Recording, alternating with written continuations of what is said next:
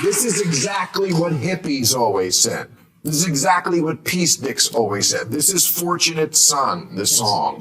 It's like, you know what? It's very easy to sit in your building and send young men to die. Apropos of Ukraine. Yes. Because, I don't know, that war doesn't look like it's going in the right direction. Not at all, no. But just so, just don't lie to me. I don't like Donald Trump. Don't lie to me and tell me he wants in front of a firing squad. He was saying something that, by the way, if it came out of the mouth, some of it, not the stupid part, again, sounds like what hippies used to say about Bill, not sending people. In this video, Bill Maher challenges both his guest and the audience by bluntly destroying woke-talking lines, which results in considerable backlash from his audience. It's evident that even leaders like Maher are starting to acknowledge the changing environment and tensions are running high. For the sake of the entire planet, not just the nation, I sincerely hope I'm correct. Let's get right into the video as Maher challenges his audience while defending objective truth in the most crucial situations. As you watch the conversation unfold, remember to like and subscribe if you like this kind of content. I agree with you on the lying. I mean, that is ridiculous and absurd and counterproductive. But when did Donald Trump ever criticize a war hawk the way a hippie did? I mean, was it during Vietnam? He got out of going to Vietnam, but he didn't criticize the war or the Iraq war. Jamie, I'm not defending Trump. Yeah. I'm just saying, don't lie to me. I agree with that. I mean, that's just a distortion. It's counterproductive. I mean, the number of Trump people you talk to who talk about the media and giving them any ammunition like this. I mean, I saw headlines, chyrons on television this morning saying that Donald Trump had said that Kamala Harris should be executed. I mean, at the beginning of that kind of rambling, incoherent thing, should give her a weapon, which is not typically something you do to someone. And again, the spirit of it is something that if someone with a blue hat said it, people would nod along on that. Yes, exactly. There's plenty of things he says that you don't have to invest in. Can I just say one thing? And I agree with you. All those criticisms are fair. But there's been a lot of violence, as Nancy Pelosi knows, and a lot of threats. Bill Maher's statement that "don't lie to me" is very ironic, given that he has been fed and has knowingly been repeating flagrant lies since 2016. And let's face it, things only got worse after 2020. In addition to supporting these myths, he also spread them to his audience. He still uses some of the same talking points now. Nevertheless, he appears to be beginning to awaken, at least somewhat. At last, he's admitting, all right, maybe we're going too far here. Do not misunderstand. He is only acknowledging that the establishment may need to be a little more tactful in their messaging, not completely dismissing it. Maher's statement that, "Don't lie to me, I already don't like Donald Trump," is more than a bit ironic given that he has accepted and repeated the official story for years. And to be honest, I'm happy that someone like Maher is finally acknowledging this since the standard is indisputable. The left continuously promotes narratives that, if they originated with the right, would be immediately criticized or eliminated. Do not misunderstand. I am not claiming that Republicans are perfect. Not at all. They are just as sold out to the establishment and large donors as Democrats, which is one of the many things that irritate me about them. However, that is a topic for a later discussion. The true problem here is that conservatives in the media are not as free to promote their ideas. Right-wing figures are subject to fact-checking, censorship, or outright bans if they make false statements.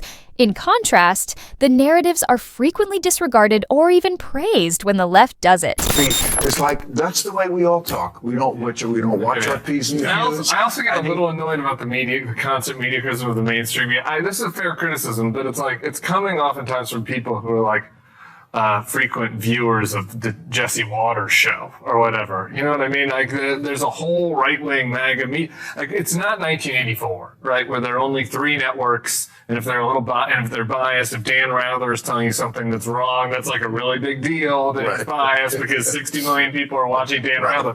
It's like as many people are watching daytime MSNBC as are watching primetime Newsmax, right? So it's like, you know what I mean? So obsessing over the criticism, right? So obsessing over the criticism of it, I sometimes think is a little overkill. So J.D. Vance said teens are becoming teens are purposely becoming trans to get into elite colleges.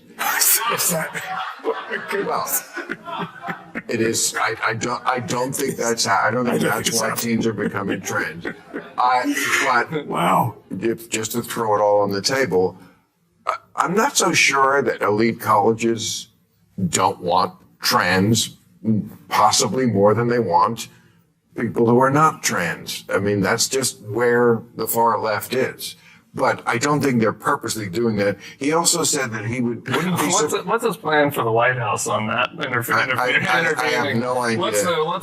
Bill Maher has been in this situation before, and his attitude of, "Oh, I just don't want to be lied to," is, to put it mildly, ironic. He has been duped by the very stories he previously fervently supported for almost 10 years, and he is just now beginning to realize how big the lie is. The greater problem, however, is not merely that he was misled. Rather, it is that he actively contributed to the propagation of these narratives, promoting them to his real-time audience and others. He spent years promoting tales that were accepted by the establishment, whether he realized it or not, and frequently made fun of anyone who disagreed with them. He's now trying to disassociate himself from those storylines while retaining some degree of credibility since the flaws in them are becoming too evident to ignore. Although it's better late than never, the gradual change doesn't negate the influence he had on popular opinion. It begs the issue of how much of what Maher first rejected as conspiracy was, in fact, closer to the truth all along, if he is only now beginning to wake up. Questions from people. If Trump loses, do you think Steve Bannon will lead election denial efforts? No kidding. Now that he has been released from prison, he would have done it from prison. Yeah. I talked to Steve Bannon. I interviewed him in 2020, and he told me a month before the election that they were going to deny the results. A full month before. He told me that in an interview. They were going, like, there's no way Trump is going to concede, and I don't suspect he'll do that again. There's only ever two outcomes with them. Either we won, Correct, or it was rigged. Yeah. It's Yes. I can't believe it. That question. Yeah, I mean, we've been living with this for 10 years. Yeah. I don't know if it's going to. If Trump went away tomorrow, would that end? I don't think so. I think another person in the Republican Party would pick up that mantle, don't you think? I don't think there's anything going back from that. No, I don't think so either. Okay. Somebody's going to try to take his place. But what's interesting is that in 2020, Bannon and the inner coterie were all emphatic that Trump was going to declare victory even if he lost. And they were explicit about it. They're saying, regardless of whether or not he wins, he will declare victory. Can I give you one happy thought though on this? Yes. I agree. Happy I agree thoughts. that they'll try in the future, but like it is really hard to imagine like a mob of people storming the Capitol waving JD Vance flags. Like there will still be election denialism, but like Trump's unique charisma is important, and like removing him from the process is a good positive step. Please share your opinions in the comments section. I have to give Bill Maher credit for calling out his woke audience, who were clearly not happy when he said, "Actually, you're just lying about something Trump didn't even say." Of course, he isn't a right-winger. He hasn't switched sides or red-pilled. What do you think of Maher shutting out his own audience? The media that continues to spread these false narratives about Trump and his woke guests on his show. Please, leave a comment below and remember to like and subscribe if you appreciate this kind of stuff.